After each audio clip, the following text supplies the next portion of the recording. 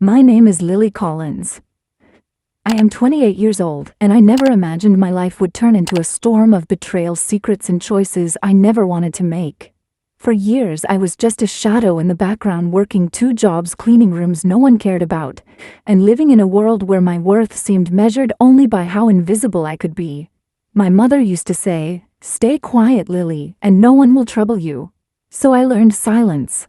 I learned to bow my head, swallow pain, and keep moving. But silence has a way of turning poisonous. That night it was supposed to be like any other. I was exhausted, working double shifts, holding a mop that felt heavier than my whole life. I'd been cleaning rooms for hours when I stumbled into the VIP suite. The bathroom was so big it made my tiny apartment look like a broom closet. I remember thinking, who needs a palace just to wash their hands? My body ached. My eyes burned, and before I knew it, I sank down onto the toilet lid just for a moment. Just 5 seconds, that's all I wanted. 5 seconds to breathe. But exhaustion betrayed me. I fell asleep, and that was when everything began. I woke to a man's furious voice echoing off the marble walls. I opened my eyes and saw him, Dylan Scott. Tall, handsome, radiating the kind of authority that could crush you with a single glance. He was the CEO of the hotel, the man whose name was whispered with both awe and fear in the hallways. And there I was, caught sleeping in his bathroom, surrounded by my bucket of cleaning supplies, looking like the perfect picture of failure. I thought my life was over in that moment. I thought he would fire me, humiliate me, maybe even drag me out in front of everyone to make an example. But instead he did something I couldn't explain. He asked me if I drank coffee. And that was the first time the ground beneath my feet began to shift. At first I thought it was a game, some cruel joke. He made me taste things, asked my opinion on food, like it mattered. No one had ever asked me for my opinion before. Not my parents, not my friends, not the world. But Dylan listened. And when I pointed out flaws, burnt coffee, stale bread, overcooked meat, he didn't laugh. He nodded. He believed me. And maybe that was the first betrayal I didn't see coming. Because once someone starts believing in you after a lifetime of being dismissed, it changes you. It makes you hunger for more. But every step closer to him pulled me deeper into a world I wasn't prepared for. A world of wealth whisperers and enemies who hid knives behind their smiles. People looked at me like I was a joke, a maid who dared to stand beside a man like Dylan. They whispered that I was sleeping with him, that I was using him, that I was nothing more than a scandal waiting to happen. And maybe part of me started to believe them. Because deep down, I couldn't answer the question that kept haunting me: why me? Then came Paris. Paris, where the lies grew louder and the shadows darker.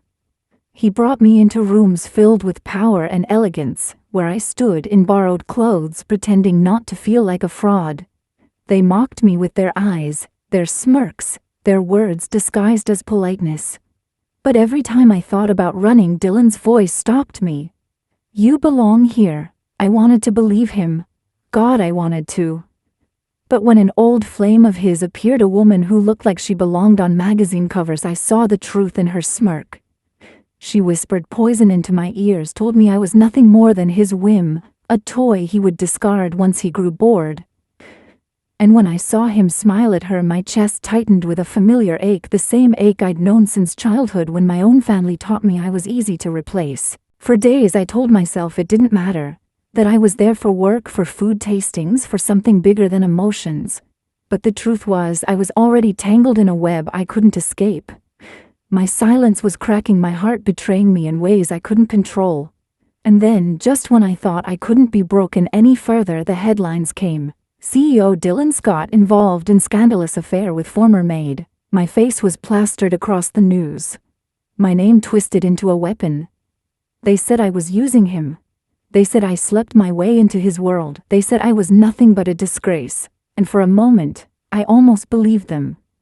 Until Dylan looked me in the eyes, his voice low and steady, and said the words that turned my world upside down. "You're the woman who makes me break every rule I ever made for myself. It should have been beautiful. It should have felt like love. But all I could think was, if breaking rules comes with this much pain, then what would surviving the truth cost me? Because in Dylan's world, betrayal doesn't just come from enemies. Sometimes it comes from the very people who swear they care. I thought the worst part of betrayal was the sting of the moment, the sharp pain when you first realize someone you trusted has broken you. But I was wrong. The worst part is the echo, the way it lingers, the way it reshapes everything you thought you knew. That echo followed me everywhere after Paris. It sat with me in boardrooms, when whispers turned to stares, and quiet corridors, where laughter died the moment I entered, and in the heavy silence of Dylan's car, as we drove back from events where I felt like nothing but a shameful secret. I tried to convince myself it didn't matter, that I was strong enough to endure the gossip, that their words couldn't touch the truth between Dylan and me. But late at night, lying awake in a room that never felt like mine, I wondered if maybe they were right. Maybe I was just a girl who had stumbled into the wrong story, someone who didn't belong in his world. Then the cracks widened. One evening, Dylan left his phone on the counter while he showered. It lit up with a message that froze me where I stood. "She'll never be good enough for you. Come back to where you belong." The name on the message was hers, the woman from Paris, the one with the perfect smile and the venomous words. My chest tightened. Part of me wanted to throw the phone against the wall to shatter it the way my heart was shattering, but instead I set it down carefully, my hands trembling, and walked out of the room. I didn't wait for explanations. I didn't want excuses. I just needed air. I ended up at the old bridge near the river, the one place in the city where I felt invisible enough to breathe. The wind whipped against my face as I gripped the railing, my tears blurring the lights below. And for the first time since meeting Dylan, I asked myself a question I had been too afraid to voice. Was I losing myself in his world? Or had I already lost myself the moment I stepped into it? When I returned to the apartment, Dylan was waiting. His hair damp, his shirt unbuttoned at the collar, his eyes filled with something I couldn't name, fear maybe, or desperation. "You saw the message," he said. It wasn't a question. I crossed my arms, trying to hold myself together. "Tell me the truth, Dylan. Do you still love her?" His silence was louder than any denial could have been. He reached for me, but I stepped back. The look on his face shattered me more than any words. He wasn't guilty because he loved her. He was guilty because he didn't know if he loved me enough. That night, I packed my things. I told him I couldn't live in a world where my worth was questioned every day, where betrayal sat at the edges of every smile. He begged me to stay, his voice breaking in a way I had never heard before. "Lily, please. You're the only one who sees me for who I am." But I was already gone. Not from the room, not yet, but from him, from us. I moved back into my tiny apartment, the one with peeling paint and leaky pipes. But it was mine. I scrubbed the floors with my own hands, cooked meals in the cramped kitchen, and reminded myself what it felt like to exist without someone else defining me. For weeks, I avoided his calls, his letters, his desperate attempts to reach me. I told myself I was free, but freedom doesn't erase scars. Freedom doesn't silence the memories. Late at night, I still heard his voice, still saw the way he looked at me when he said, "I made him break every rule." And sometimes I wondered if walking away was truly strength, or if it was just another form of running. Then one morning a letter arrived. No envelope, no return address, just my name written in Dylan's bold handwriting. My hand shook as I opened it, bracing myself for apologies I didn't want. But it wasn't an apology, it was a confession. Inside he wrote, "The betrayal you fear didn't come from me. It came from closer than you think. There are things about your family, about your past, that I never told you. Things that could destroy everything you believe about yourself. If you want the truth, meet me tomorrow at the old hotel." Alone. My blood ran cold. Family, my past, words that cut deeper than any gossip, any scandal. And just like that, I realized my story with Dylan wasn't over. It was only beginning. The letter burned in my hands long after I finished reading it. I must have gone over those lines a dozen times, my eyes tracing the words until they blurred. "The betrayal you fear didn't come from me. It came from closer than you think." My chest tightened as the implications sank in. All this time I had believed Dylan's world was the one swallowing me whole, but his words cracked open a door I wasn't ready to walk through. Could it be that the roots of betrayal weren't in him at all, but in me, in the family I had tried so hard to leave behind? Sleep was impossible that night. I lay awake staring at the ceiling, my mind chasing every possibility.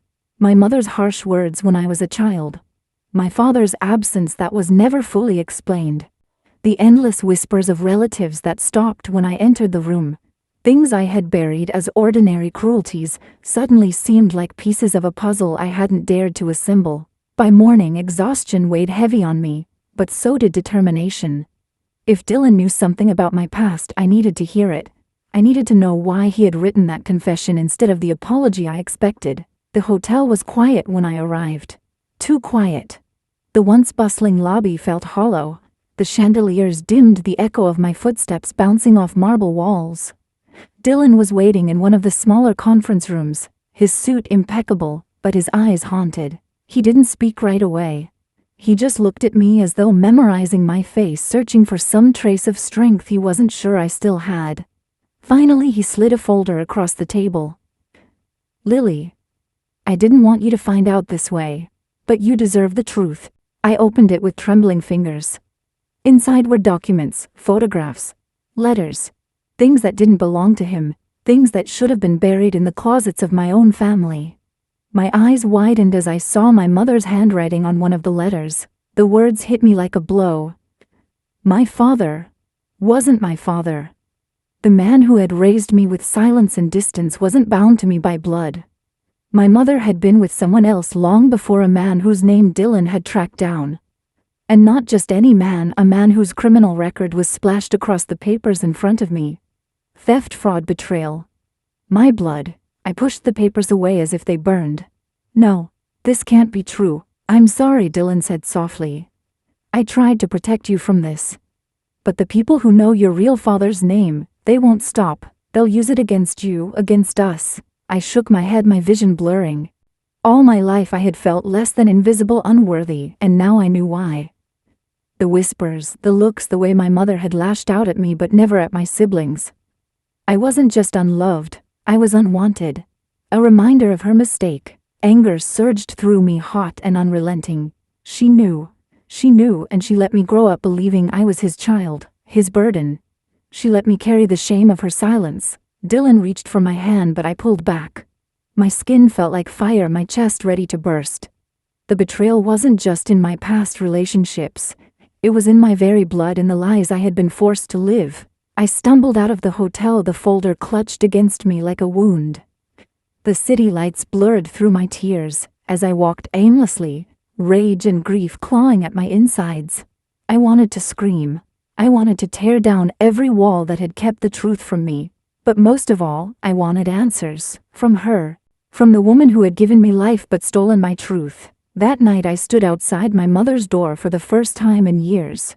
My fists clenched, my breath unsteady. I wasn't the obedient daughter anymore.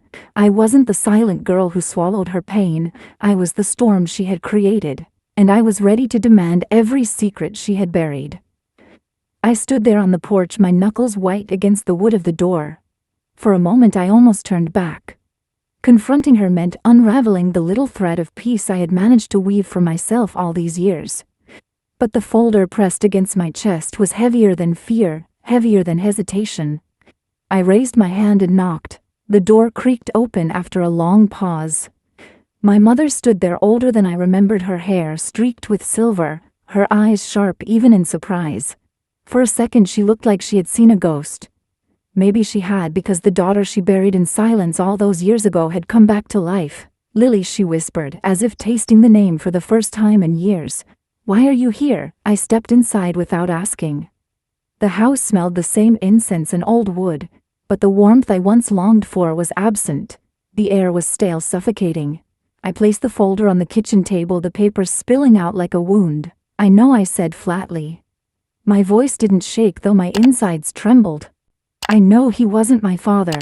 I know everything you hid from me." Her hand shook as she reached for the papers, her face paling as she scanned the words she thought would never surface. She sank into the chair, her shoulders collapsing, and for the first time in my life she looked small. "I did it to protect you," she murmured. "Protect me?" My laugh was sharp, bitter. "You let me grow up believing I wasn't enough, that I was a burden, that I was invisible. You let them look down on me, mock me, erase me. Do you know what that did to me? Her eyes filled with tears, but I refused to let them sway me. I had drowned in those same tears as a child, thinking they were love when really they were guilt. You don't understand, she said weakly. If the truth had come out, it would have destroyed everything. Your siblings, our family's name, your future. My future. I cut her off, my voice rising. You think you saved my future by lying? By burying me in silence? You didn't protect me, Mother. You protected yourself. The words hung heavy between us. She didn't deny it. Her silence was the confession I had waited for all my life. I stared at her, my chest aching. Part of me wanted to keep screaming to tear her apart with the fury I had carried for decades. But another part of me, the girl who once begged for her mother's love, just wanted to collapse into her arms and ask why wasn't I enough. But I didn't. I couldn't. Because love built on lies isn't love at all. She reached for my hand, but I pulled away. Lily, please. I made mistakes. But I always loved you. I shook my head. No. You loved your secret. You loved your pride. You loved everything except me. Her tears spilled, then rolling down her cheeks. But I felt nothing. No pity. No relief. Just emptiness. I gathered the papers back into the folder, holding them close. This ends tonight, I said quietly. The lies. The silence. The shame. I won't carry it anymore. You can live with what you did. I'm done. I walked out before she could answer, the door slamming behind me like the final nail in a coffin. The night air was cold against my face, but it was cleaner than the air inside that house. For the first time, I felt the weight begin to lift. Not because I had found closure, but because I had stopped waiting for it. As I walked down the empty street, I realized something. Betrayal isn't always about lovers or friends. Sometimes the deepest betrayal comes from the ones who brought you into the world. And revenge isn't always about destroying them, it's about refusing to let their lies define you anymore. I wasn't healed. The scars would always remain. But I was no longer the silent girl they raised me to be. I was my own voice, my own truth, my own future. And that I decided was enough. If my story touched you, please like this video, share it with someone who might need it, and subscribe for more stories like mine. And tell me in the comments, what would you have done if you uncovered a secret like this?